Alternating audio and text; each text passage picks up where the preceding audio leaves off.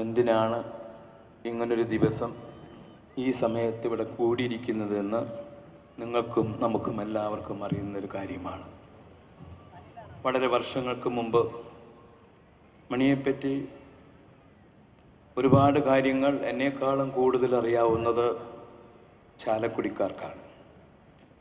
പക്ഷേ അദ്ദേഹം വളരെ വർഷങ്ങൾക്ക് മുമ്പ് ആദ്യമായി ഒരു ചാലക്കുടിക്കാരൻ സംവിധായകൻ്റെ സുന്ദർദാസ് അദ്ദേഹത്തിൻ്റെ സിനിമയിൽ കൂടി അദ്ദേഹം രംഗത്തെത്തിയപ്പോൾ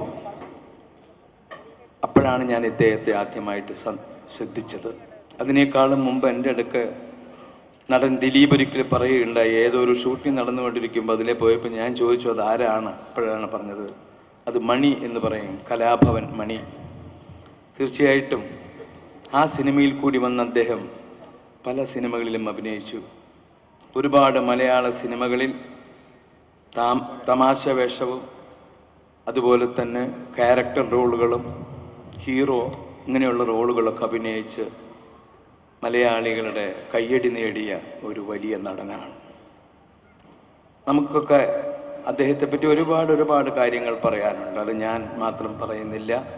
അതിനെപ്പറ്റി അറിയാവുന്ന ഒരുപാട് പേര് ഇവിടെയുണ്ട്. എനിക്ക് അമ്മ എന്ന് പറയുന്ന സംഘടനയിൽ അദ്ദേഹം എക്സിക്യൂട്ടീവ് അംഗമായിരുന്നു.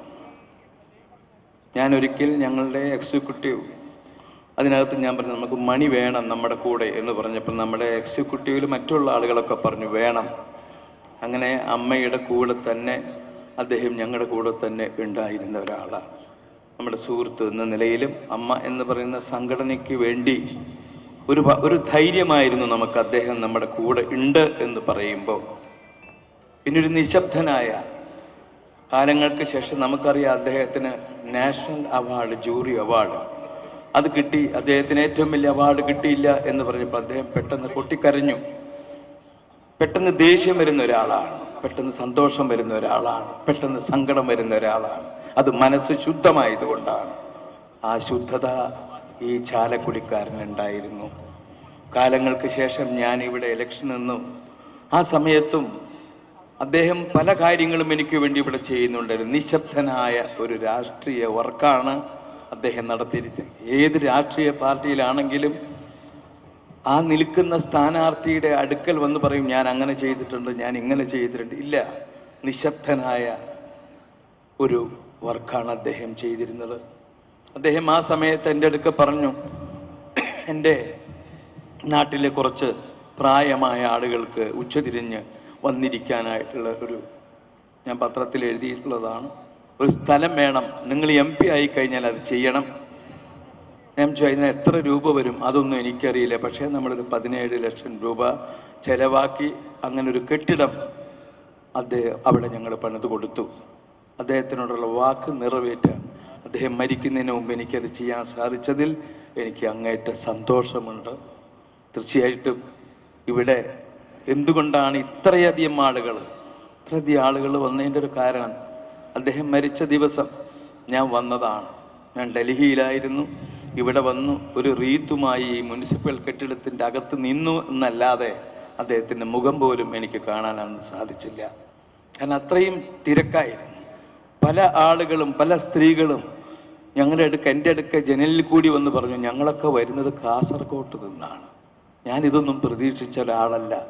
ഇത്രയും ആളുകൾ ഇദ്ദേഹത്തെ ആരാധിക്കുന്നു എന്നൊക്കെ മനസ്സിലായത് സത്യത്തിൽ എനിക്ക് അന്നാണ്.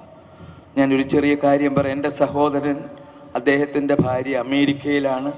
അമേരിക്കയിൽ ചെന്നപ്പോൾ അവർ വന്ന് എൻ്റെ സഹോദരനും സഹോദരൻ്റെ ഭാര്യയും എന്ന് പറഞ്ഞു മണി ഞങ്ങൾ ഇരിഞ്ഞാലക്കുട ഇന്നസെൻറ്റിൻ്റെ ജ്യേഷ്ഠനാണ് എന്ന് പറഞ്ഞ ഒറ്റ കാരണം കൊണ്ട് അവരുടെ കൈ പിടിച്ച് ആ ജ്യേഷ്ഠൻ ഇപ്പം പറയായിരുന്നു, മരിച്ചതിന് ശേഷം അവർ കരയുകയായിരുന്നു അമേരിക്കയിലിരുന്ന്.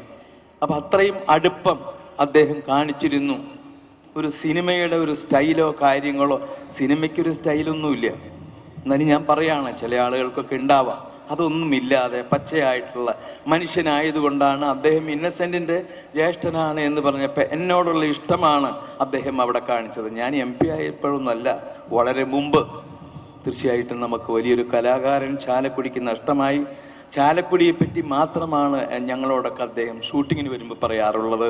ചാലക്കുടിയിലെ കഥാപാത്രങ്ങൾ, ജീവിതത്തിലുണ്ടായിട്ടുള്ള അനുഭവങ്ങൾ, അതുപോലെ തന്നെ ജീവിതത്തിൽ അനുഭവിച്ച ക്ലേശങ്ങൾ, ഇതൊക്കെ ചിലരൊക്കെ പറയാൻ മടിക്കും. അതൊന്നുമില്ലാതെ തുറന്നു പറയുന്ന ഒരു വലിയ മനുഷ്യനാണ് നമുക്ക് നഷ്ടപ്പെട്ടത്. ഒരിക്കലും അദ്ദേഹം നമ്മുടെ ഒറ്റാളുടെ മനസ്സിൽ നിന്നും പോവില്ല എന്ന് നമുക്കറിയാം. നമുക്ക് അദ്ദേഹത്തിൻ്റെ ആത്മാവിന് നിത്യശാന്തി നേർന്നുകൊണ്ട് ഞാൻ എൻ്റെ വാക്കുകൾ അവസാനിപ്പിക്കുന്നു. നന്ദി, നമസ്കാരം.